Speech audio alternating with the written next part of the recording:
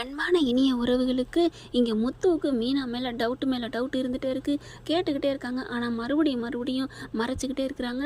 ஆனால் சொல்லாமல் இருக்க முடியல, சொல்லி இருக்க முடியல, கயிறு கட்டியும் அவங்களால இருக்க முடியலைங்க. அப்புறம் பார்க்குறாரு, எப்படியாவது இவளை கண்டுபிடிக்கணுமே அப்படின்னு சொல்லிட்டு மீனாவை ஃபாலோ பண்ணிக்கிட்டே இருக்காரு. மீனா யாருக்குமே அசைஞ்சு கொடுக்காம யார்கிட்டையுமே வாயை விட்டு சொல்லலை. அம்மா கால் பண்ணுறாங்க, சீதா கால் பண்ணுறாங்க, யார்கிட்டையுமே எதுவும் சொல்லலை. ஆனாலும் மறைக்கிறாள், என்னவா இருக்கும் அப்படின்னு முத்துவுக்கு ஒரு டவுட் வருது. அதுக்கப்புறம் பார்க்குறாரு, கூட்டிக்கிட்டு போய் சாமி முன்னாடி வச்சிடறாரு, உட்கார வச்சிடறாரு. இந்த சாமி மேலே சத்தியம் பண்ணி சொல்லு, நீ என்ன மறைச்சிக்கிட்டு இருக்க சொல்லு அப்படிங்கிறாங்க.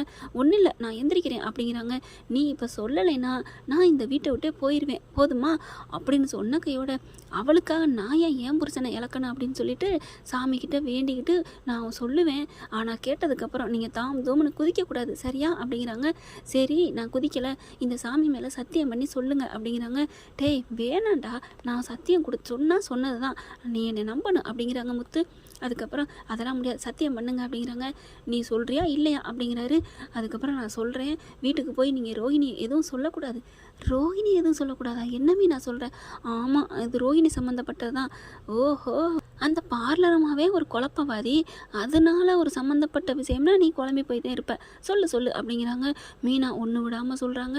அப்படியே ரோஹிணி என்ன சொன்னிச்சோ அங்கே நடந்தது, ஆத்தங்கரையில் நடந்தது எல்லாத்தையுமே கிருஷி என் பிள்ளை தான், மனோஜுக்காத்தான் எல்லாம் போய் சொன்னேன், நான் வாழ்க்கை இப்படி இழந்தேன் அப்படி இப்படின்னு ரோஹிணி சொன்னது பூரா சொல்லி என் காலில் விழுந்து அழுதாங்க, நானும் அடி கொடுத்துட்டேன் அப்படிங்கிறாங்க.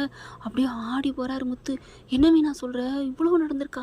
ஆமாங்க, அதுதான் உங்ககிட்ட மறைக்கிறமேன்னு என்னால் தாங்க முடியல தெரியுமா அப்படிங்கிறாங்க. ஏன் மீனா, அடுத்தவங்களுக்கு நடந்த ஒரு உண்மையை மறைக்கிறதே உனக்கு இவ்வளோ குற்ற உணர்வாக இருக்கே, ஆனால் தான் வாழ்க்கையில் இவ்வளோ 1000 சகதியை வச்சுட்டு எப்படி எந்த ஒரு குற்ற உணர்வே இல்லாமல் இந்த மனோஜ் கூட அந்த பிள்ளை ஒன்றா வாழுது, ஐயோ அப்படின்ட்டு. இல்லை, இது சரிப்பட்டு வராது, இப்படி ஒரு கேவலமானவளை நான் வீட்டுக்குள்ளே வச்சுக்க மாட்டேன், இப்போயே கிளம்புறேன் அப்படின்னு எந்திரிக்கிறாரு கோவமாக. மீனா என்ன பண்ணுறாங்க, அவர் பின்னாடி ஐயோ இருங்க, கேளுங்க, சொன்னா கேளுங்க, ஏங்க என்னங்க அப்படின்னே வராங்க. நீ சும்மா இரு மீனா, நீ மாதிரிலாம் நான் பொய்யா இருக்க முடியாது, என்ன நினச்சிட்டு இருக்கா, இந்த பார்லர் பல வேஷம் போட்டுட்டு இருக்கா, மூஞ்சிக்கு முகம் பூசுகிற மாதிரி மாவு பூசுகிற மாதிரி எல்லாத்தையும் பூச பார்க்குதா, இதான் தூமனை குதிச்சுட்டு வராரு வீட்டுக்கு, ஐயோ சொல்லிடாதீங்க அப்படின்னு சொல்லிகிட்டே வராங்க. ஆனால் எல்லாரும் இருக்க பார்த்துட்டு ப்ளீஸ்னு கெஞ்சுறாங்க. ரோஹிணி பார்த்துருது, என்ன இவன் இப்படி ஆடுறானே அப்படின்ட்டு. ஆனால் முத்து ஒன்றுமே சொல்லாமல் போயிடுறாரு. ஏன்னா மீனா கெஞ்சி கேட்டதுனால முத்து ஒன்றும் சொல்லாமல் போகிறாங்க. எல்லாரையும் கூப்பிட்றாருங்க. வந்தோடனே வாங்க அப்படின்னு சொல்லிட்டு, என்னடா என்ன சொல்ல போகிற அப்படிங்கிற மீனா கை எடுத்து கும்பிட்டு மறுபடியும் கெஞ்சி கேட்குறேன், நீங்கள் உண்மையை சொன்னீங்கன்னா நான் வீட்டை விட்டு போயிடுவேன்னு மீனா சொன்னதுனால ஒன்றும் சொல்லாமல் போய் ஊஞ்சலில் அந்த கட்டில் போய் உட்காந்துடுறாரு. அப்பாடா அப்படின்னு ரோஹிணி நினைக்கிது. அதுக்கப்புறம் எல்லாம் என்னாடி நம்ம நீ பூ கட்டுற மாதிரி எங்கள் காதில் பூ சுத்துறியா அப்படின்னு விஜயா போயிடுது. அடுத்து பார்த்தீங்கன்னா எல்லாரும் போயிடுறாங்க. அவங்க அண்ணாமலை விஜயா எல்லாம் திட்டிப்புட்டு அப்படியே ரோஹிணி பார்க்குது. அப்படியே உள்ளுக்க போயில பார்லரம்மா அப்படின்னு முத்து கூப்பிட்றாரு. பின்னாடியே வருது. வந்து என்ன அப்படிங்கல, எவ்வளோ பெரிய கேடித்தனமாக இருந்திருக்கிறேன். மீனா பார்க்குறாங்க. நான் என்ன பண்ணுவேன், என் மேலே சத்தியம் வாங்கி சாமி முன்னாடி சத்தியம் வச்சு கேட்டார், நான் சொல்லிட்டேன். சே மீனா, உங்களை நான் எவ்வளோ நம்பினேன், நான் போய் சொன்னேன், நான் கேவலமானவ கெட்டவ, நான் எவ்வளோ வேணாலும் ஏமாற்றலாம், ஆனால் நீங்கள் இப்படி சொல்லிட்டீங்களே, அப்போ நீங்கள் நல்லவங்க தானே, அதுக்கு என்ன அர்த்தம், என் பொண்டாட்டியை கேவலமானவ சொல்லுவியா? இல்லை முத்து, என்னை மன்னிச்சிருங்க முத்து, நான் எல்லாம் மனோஜுக்காக தான், ப்ளீஸ் முத்து அப்படின்னு கெஞ்சி கேட்டுட்டு இருக்காங்க. இங்கே பார், இதெல்லாம் வேலைக்கு ஆகாதுமா அப்படிங்கிறாங்க. நீ கல்யாணம் ஆகி புள்ள பத்தவ அப்படிங்கிறத நான் சொல்லியே தீருவேன் அப்படின்னு சொல்லிக்கிட்டு இருக்கத அப்படியே விஜயா கேட்டுறாங்க.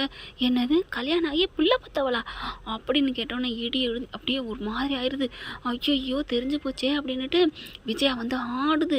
ஏய் உண்மையை சொல்றி, நீ இந்த கிருஷு ஓம்புள்ளையா, கல்யாணம் ஆனவளா அப்படின்னு சொல்லி பயங்கரமாக கேட்க அட்டி டமா டுமின்னு கொடுக்குறாங்க.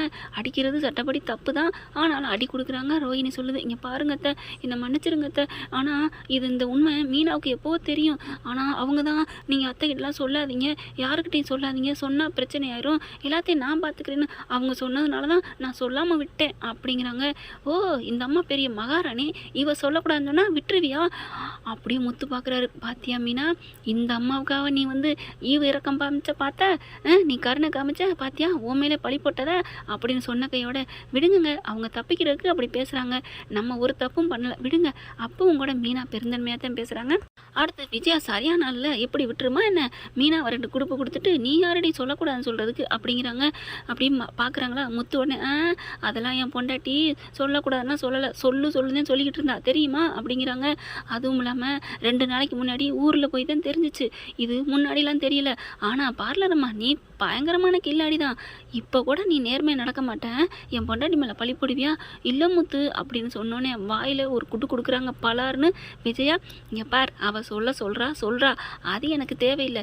நீ புள்ள பத்தவளா, நீ கல்யாணம் ஆனவளா, என் பிள்ளைய ஏமாத்த வந்தியாடி, ஒரு நிமிஷம் கூட இந்த வீட்டில் இருக்கவே கூடாது, கிளம்புடி அப்படின்னு சொல்லிட்டு ரூமுக்குள்ளே போய் அவங்களோட துணிமணியெல்லாம் எடுத்து பேக்கப் பண்ணிவிட்டு வீதியில் கொண்டாந்து விட்டேறிறாங்க.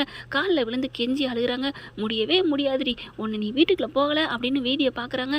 வீதியில் கொண்டாந்து விட்டுட்டு அப்படியே சாணியை கடக்கு எடுத்து கரைச்சிக்கிட்டு ரோஹிணி தலையில் ஊற்றுறாங்க விஜயா. அடடா என்ன ஒரு கொடுமை நடக்குது.